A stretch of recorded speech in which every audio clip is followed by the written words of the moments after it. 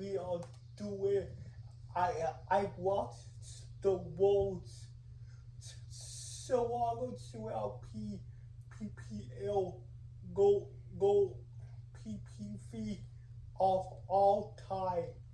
Look at that hottie. The Takis Fuego meal. Plenty spicy chicken topped with crushed Takis chips and Fuego fries inspired by Takis. So Takis fans, you're welcome. And new Takis fans, good luck.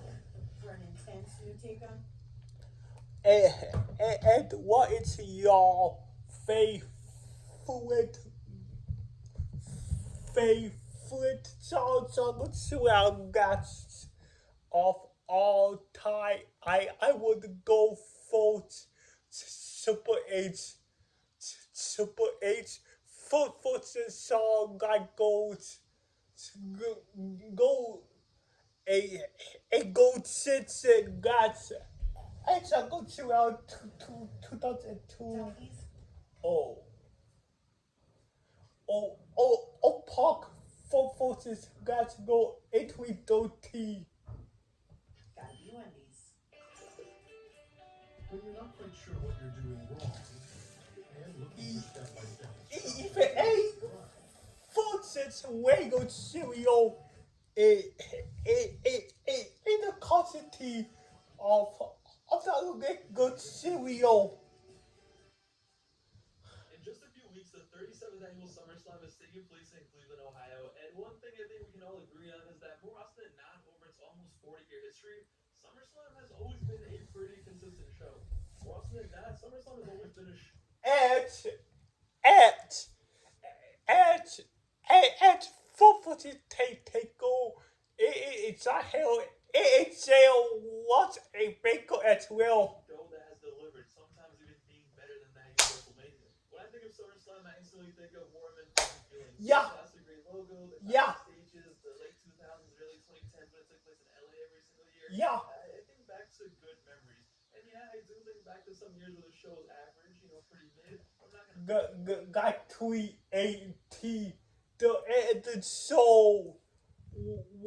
What's good?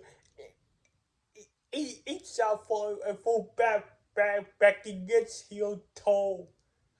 I tried to flail the Sago Surreal 318. What's good? Yup, what's good? Guy, what LCF say? lie to you. For me, it's hard to look back and think of just some horrible, just like downright dog shit SummerSlam. When it comes to WrestleMania, I can instantly tell you about WrestleMania 27 and the trauma it caused me. But for SummerSlam, it's like, I guess 2012 was pretty weird, but nothing too offensive comes to my mind. So with it being SummerSlam season, I decided that I was gonna go back and watch what are considered the two worst SummerSlams of all time. And little did I know that not only was I gonna go back to the 90s for the first time on this channel, but I was also gonna watch a pay-per-view that I actually ordered as a kid and spent most of my life thinking it was pretty decent. Apparently not. Well, I watched the two worst SummerSlams of all time, so you have to. Let's get into it.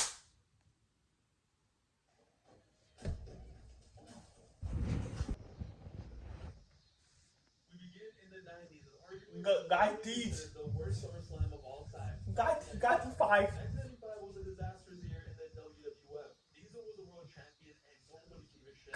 Michaels almost died after getting jumped by a bunch of idiots out of a bar. Business was downright horrendous. One of the worst WrestleManias ever took place, and this grimace-looking motherfucker was in the ring. Yeah. This where this got the go. What's key of the week? 95, makes sense. Not really a surprise, but I didn't think it was gonna be this bad. The show starts off, and at first it's like, wow, this is pretty awesome. The first match of SummerSlam '95 is Hakushi versus 123 Kid in a fast-paced banger of a match that you probably think took place in like 2001 or something on the indie scene. The show starts off with a really good hot match, and you combine that with the cozy, warm mid-90s aesthetic. It's a pretty good time. See, even though I was negative 3 years old at this point, mid-90s WWE. I was negative 5 years away.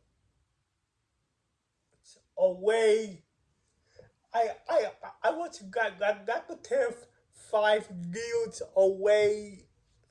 Yeah.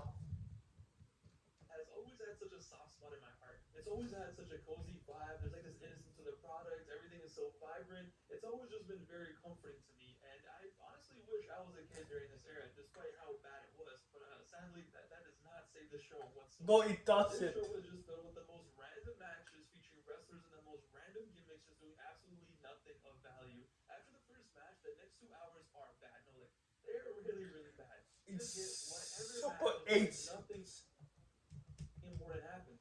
Even just like the big promoted matches, you're just feeling like, why is this happening? Undertaker takes on Kama in a casket match to feature Godfather. Great, sounds good. Why is this 17 minutes? Now wait, why is he trying to pin him? Listen, I love Taker, but mid 90s Taker against wrestlers who couldn't work never worked out well. Let me guess. Bret Hart, who was the best wrestler on this roster, right? And either the most or the second most over wrestler in the entire company, had to wrestle a dentist for 16 minutes. The feels okay. Yep. Great hiccups.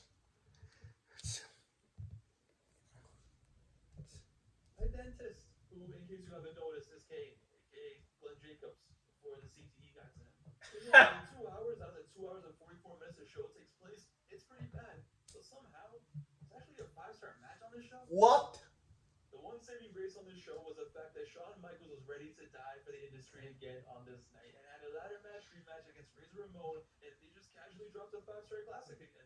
Growing up as a wrestling fan, you always hear about WrestleMania 10 and the ladder match between Shawn and Razor, right? That's the iconic match. It's Yeah. the match in the video games. It's the match they made an action figure about. That is the iconic match. But these two, a year after that match ran it. I do got to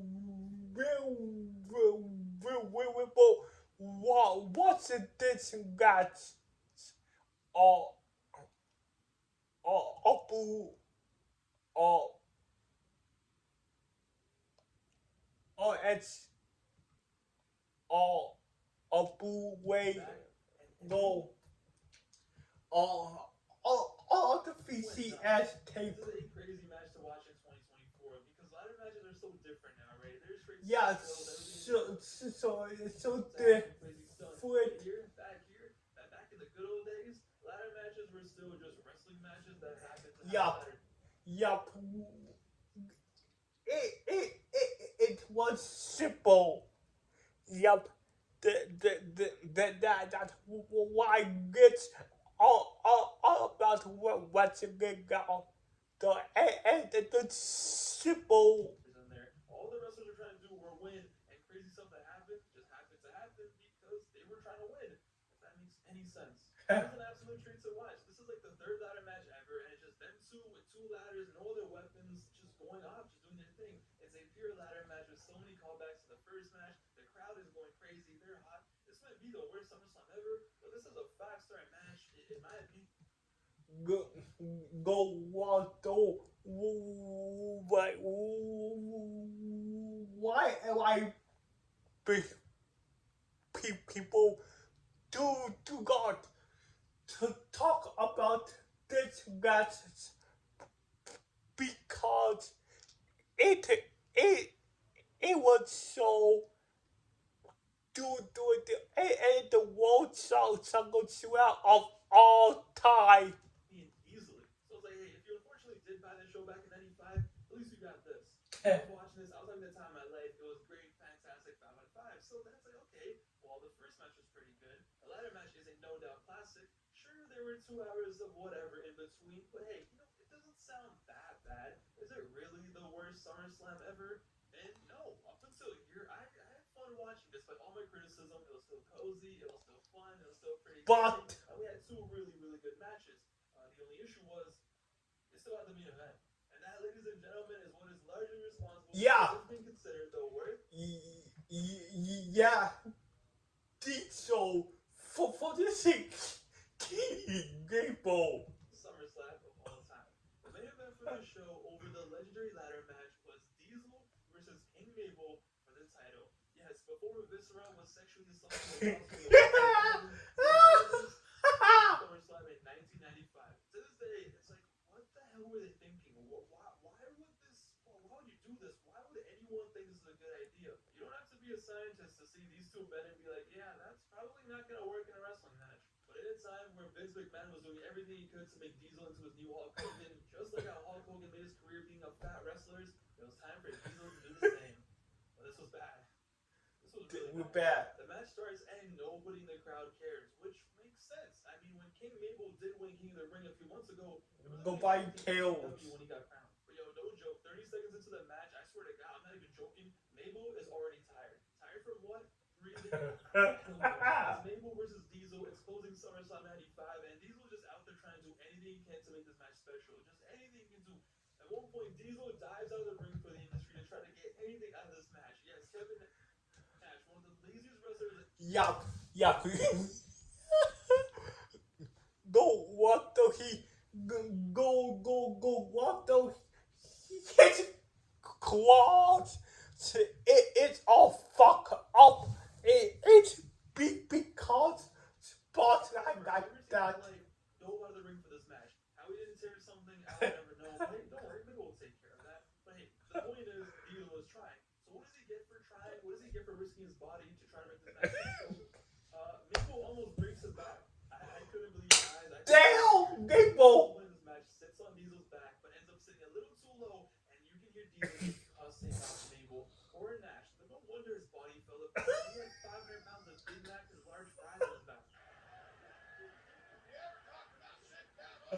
Oh.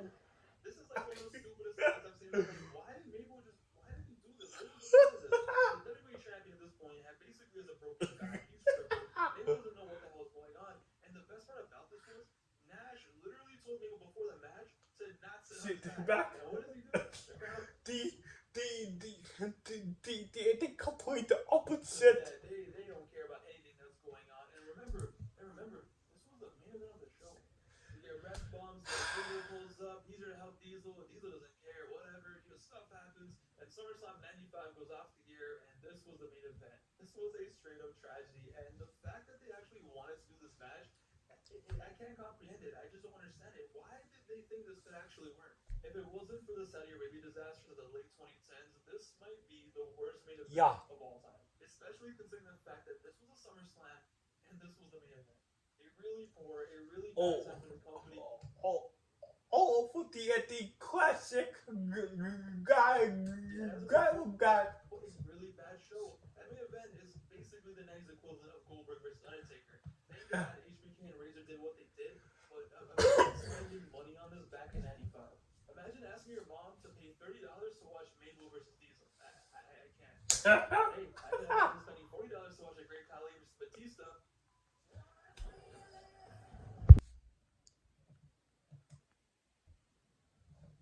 We move on to 12 years later, and ladies and gentlemen, it's the other worst SummerSlam. 2007. Oh, I get why. Because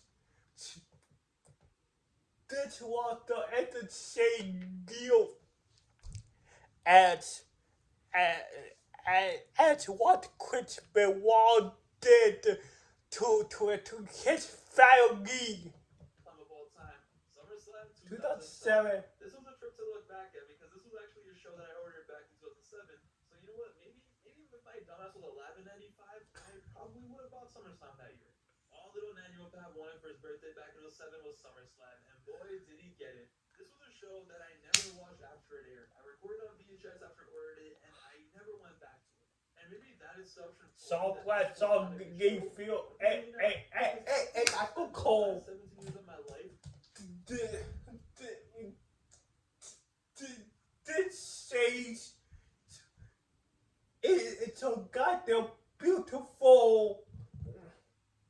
Just thinking that this was always a decent show, that I just assumed that this was just a decent SummerSlam. Boy, was I wrong about that one. It's crazy because I was so hyped for this show back in '07. Not only was Cena and Orton going to main event for the title and they were going to tear the house down, they were going to go off. Not only was that like one of the biggest matches for me as a kid, Rey Mysterio was back wrestling after 10 months of being away. And if that wasn't enough, Triple H was also back after missing 8 months of action. And that was about it for that part.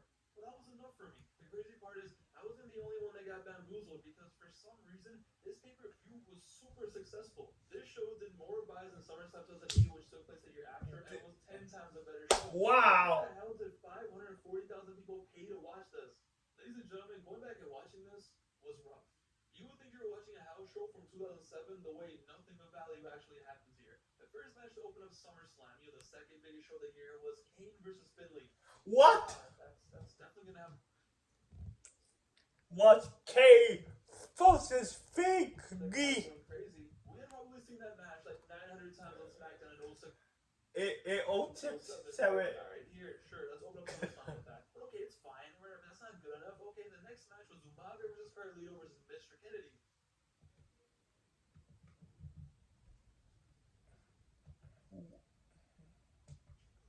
Again, it was okay. Go by KOs. What the hell happened to the SummerSlam? I got. The summer of 07 in the world of pro wrestling was very rough. In case you didn't know. Not only did Chris Benoit go full Chris Benoit, Yeah. the roster was completely cut. Cool. Half the roster was suspended for doing steroids. Yep. A cold. A go. Guy got weeds. I think it was that deal. The deal before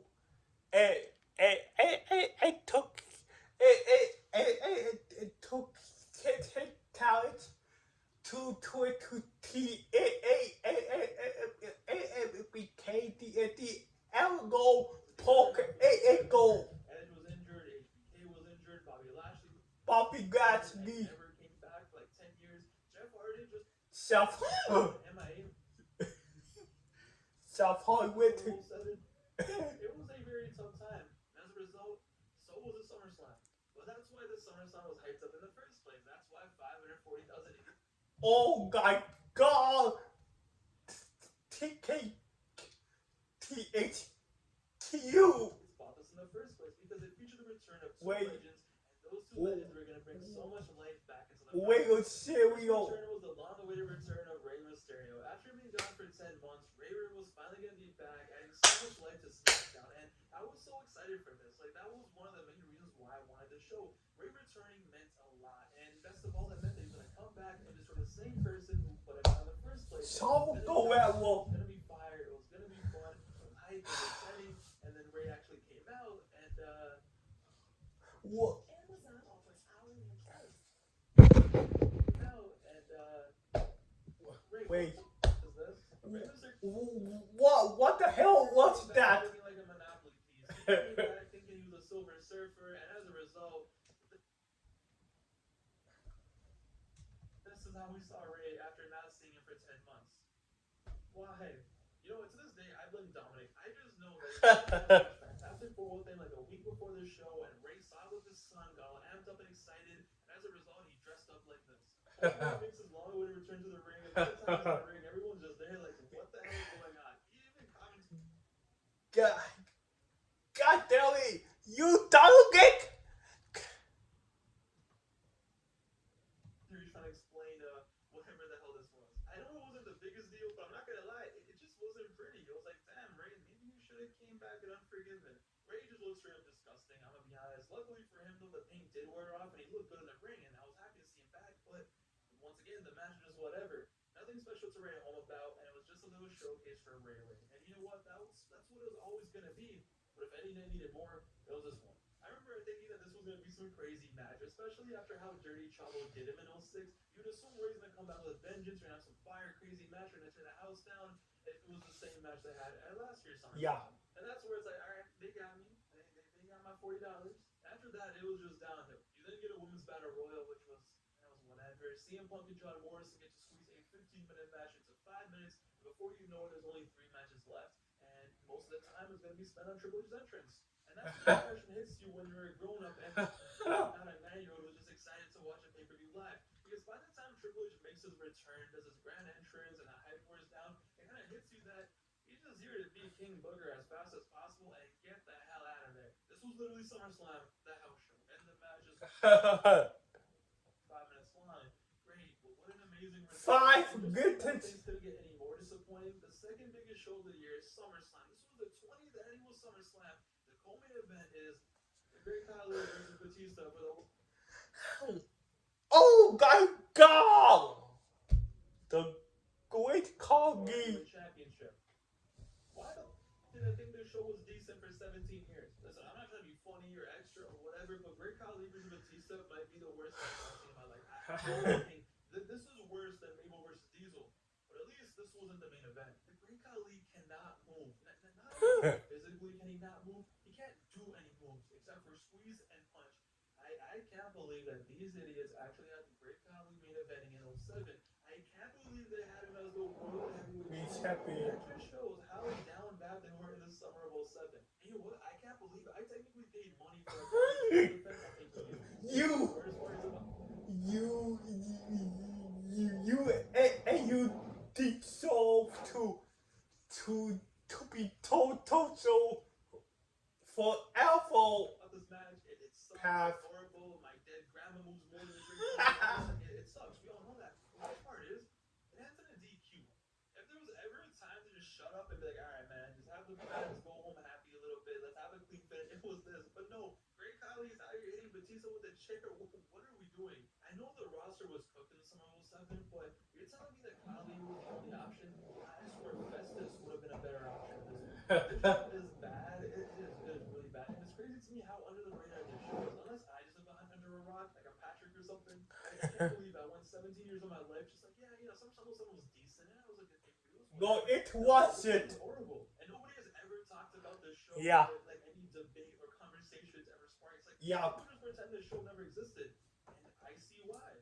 It's funny. As a kid, you're so excited to watch any pay-per-view. You'll make any show you ordered as a kid mean something to you. You'll make any show good for you at that time because you feel special for watching it, for ordering it. But looking back at it, the only good thing on this show was genuinely the main event. Yeah. Cena vs. Orton was awesome in every way. It lived up to everything it was supposed to be, especially as a kid. Even watching it now, it's everything I wanted Cena vs. Orton match to be. That is the only thing that saves the show, even a tiny bit. But damn, like what the hell was this show? Like I get it, it was injuries and everything. It's not really their fault. Everyone got injured. It is what it is. But it's like, damn, they couldn't have cooked up anything else.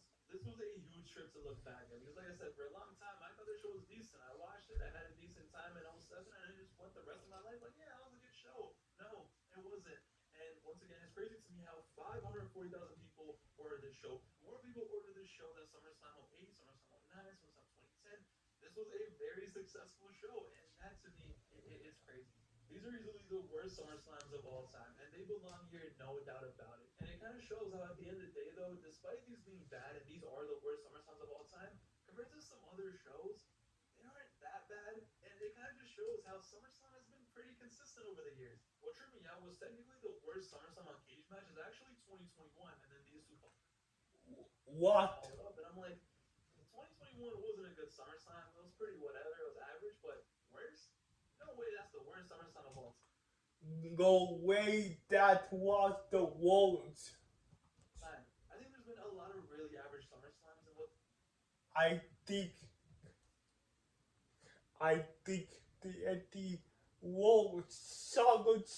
SummerSlam was a tweet